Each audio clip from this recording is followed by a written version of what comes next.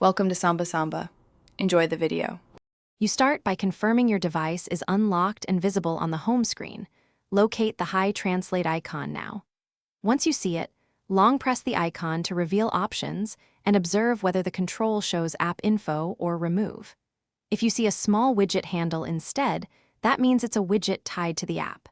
Make sure you have quick access to settings and that you're ready to remove either the shortcut or the widget in the next step.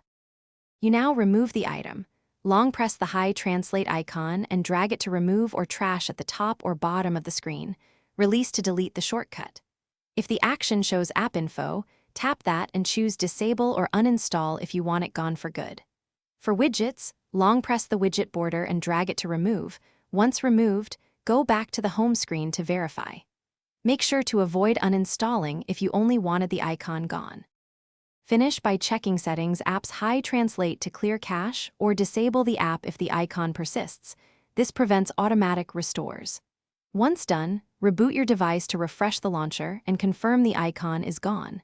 If the icon still appears, switch your launcher or clear the launcher app's data. Make sure to back up custom layouts first.